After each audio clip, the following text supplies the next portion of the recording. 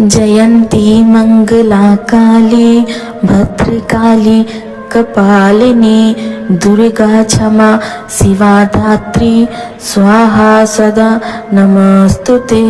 श्री दुर्गा सप्तशती तृतीय अध्याय। सेनापतियों सहित महिषासुर का वध। जगदम्बा के श्रीअंगों की कांति उदय काल के सहस्त्रों सूर्यों के समान है। वे लाल रंग की रेशमी साड़ी पहने हुए हैं। उनके गले में मुंडमाला शोभा पा रही है। दोनों स्तनों पर रक्त चंदन का लेप लगा है। वे अपने कर कमलों में जप मालिका, विद्या और अभय तथा वर नामक मुद्राएं धारण किए हुए। तीन नेत्रों से सुशोभित मुखार विंद की बड़ी शोभा हो रही है। उनके मस्तक पर चंद्रमा के साथ ही रत्नमय मुकुट बंधा है तथा वे कमल के आसन पर विराजमान हैं। ऐसी देवी को मैं भक्ति पूर्वक प्रणाम करता हूँ। ऋषि कहते हैं, दैत्यों की सेना को इस प्रकार तहस नहस होते देख महादैत्य सेनापति चिक्षुर क्रोध में भरकर अंबिका देवी से युद्ध करने के लिए आगे बढ़ा। वह असुर रणभूमि में देवी के ऊपर इस प्रकार बाणों की वर्षा करने लगा जैसे मेरुगिरी के शिखर पर पानी की धार बरस रही हो। तब देवी ने अपने बाणों से उसके बाण समूह को अनायास ही काटकर उसके घोड़ों और सारथी को भी मार डाला। साथ ही उसके धनुष तथा अत्यंत ऊंची ध्वजा को भी तत्काल काट गिराया। धनुष कट जाने पर उसके अंगों को अपने बाणों से बींध डाला। धनुष, रथ, घोड़े और सारथी के नष्ट हो जाने पर वह असुर ढाल और तलवार लेकर देवी की ओर दौड़ा। उसने तीखी धार वाली तलवार से सिंह के मस्तक पर चोट करके देवी की भी बाईं भुजा में बड़े वेग से प्रहार किया। राजन, देवी की बाह पर पहुंचते ही वह तलवार टूट गई। फिर तो क्रोध से लाल आंखें करके उस राक्षस ने शूल हाथ में ले लिया और उसे उस महादैत्य भगवती भद्रकाली के ऊपर चलाया। वह शूल आकाश से गिरते हुए सूर्यमंडल की भांति अपने तेज से प्रज्वलित हो उठा। उस शूल को अपनी ओर आते देख देवी ने भी शूल का प्रहार किया। उससे राक्षस के शूल के सैकड़ों टुकड़े हो गए। साथ ही महादैत्य चिंसुर की भी धज्जियां उड़ गई। वह प्राणों से हाथ धो बैठा।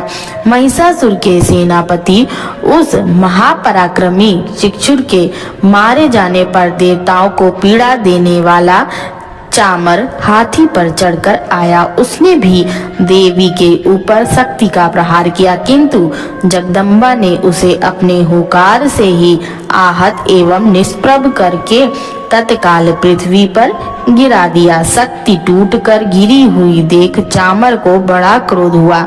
अब उसने शूल चलाया, किंतु देवी ने उसे भी अपने बाणों द्वारा काट डाला। इतने में ही देवी का सिंह उछलकर हाथी के मस्तक पर चढ़ बैठा और उस दैत्य के साथ खूब जोर लगाकर बाहु युद्ध करने लगा। वे दोनों लड़ते लड़ते हाथी से पृथ्वी पर आ गए और अत्यंत क्रोध में भरकर एक दूसरे पर बड़े भयंकर प्रहार करते हुए लड़ने लगे। तदंतर सिंह बड़े वेग से आकाश की ओर उछला और उधर से गिरते समय उसने पंजों की मार से चामर का सिर धड़ से अलग कर दिया। इसी प्रकार उदग्र भी शिला और वृक्ष आदि मार खाकर रणभूमि में देवी के हाथ से मारा गया तथा कराल भी दांतों, मुक्कों और थप्पड़ों की चोट से धराशायी हो गया। क्रोध में भरी हुई देवी ने गदा की चोट से उद्धत का कचूमर निकाल डाला। भिंदीपाल से वशकल को तथा बाणों से ताम्र और अंधक को मौत के घाट उतार दिया। तीन नेत्रों वाली परमेश्वरी ने त्रिशूल से उग्रास्य, उग्रवीर तथा महाहनु नामक दैत्य को मार डाला। तलवार की चोट से विंडाल के मस्तक को धड़ से अलग कर दिया। द्रुधुर और दुमुख इन दोनों को भी अपने बाणों से यमलोक भेज दिया। इस प्रकार अपनी सेना का संहार होता देख महिषासुर ने भैंसे का रूप धारण करके देवी के गढ़ों को त्रास देना आरंभ किया। किन्हीं को थूथुन से मारकर, किन्हीं के ऊपर खुरों का प्रहार करके, किन्हीं को पूंछ से चोट पहुंचाकर, कुछ को सींगों से विदीर्ण करके, कुछ गढ़ों को वेग से, किन्हीं को सिंहनाद से, कुछ को चक्कर देकर और कितनों को निश्वास वायु के झोंक से धराशाही कर दिया। इस प्रकार गढ़ों की सेना को गिराकर वह असुर महादेवी के सिंह को मारने के लिए झपटा। इससे जगदम्बा को बड़ा क्रोध हुआ। उधर महापराक्रमी महिषासुर भी क्रोध में भरकर धरती को खुरों से खोदने लगा तथा अपनी सींगों से ऊंचे ऊंचे पर्वतों को उठाकर फेंकने लगा और गर्जन करने लगा। उसके वेग से चक्कर देने के कारण पृथ्वी क्षुब्ध होकर फटने लगी। उसकी पूंछ से टकराकर समुद्र सब ओर से धरती को डुबोने लगा। हिलते हुए सींगों के आघात से विदीर्ण होकर बादलों के टुकड़े टुकड़े हो गए। उसके श्वास की प्रचंड वायु के वेग से उड़े हुए सैकड़ों पर्वत आकाश में गिरने लगे। इस प्रकार क्रोध में भरे हुए उस महादैत्य को अपनी ओर आते देख चंडिका ने उसका वध करने के लिए महान क्रोध किया। उन्होंने पास फेंककर उस महान असुर को बांध लिया। उस महासंग्राम में बंध जाने पर उसने भैंसे का रूप त्याग दिया और तत्काल सिंह के रूप में वह प्रकट हो गया। उस अवस्था में जगदम्बा ज्यों ही उसका मस्तक काटने के लिए उद्धत हुई, त्यों ही वह खड्गधारी पुरुष के रूप में दिखाई देने लगा। अब देवी ने तुरंत ही बाणों की वर्षा करके ढाल और तलवार के साथ उस पुरुष को भी बांध डाला। इतने में ही महान गजराज के रूप में परिणत हो गया तथा अपनी सूंड से देवी के विशाल सिंह को खींचने और गर्जन करने लगा। खींचते समय देवी ने तलवार से उसकी सूंड काट डाली। तब उस महादैत्य ने पुनः भैंसे का शरीर धारण कर लिया और पहले की भांति चराचर प्राणियों सहित तीनों लोगों को व्याकुल करने लगा। तब क्रोध में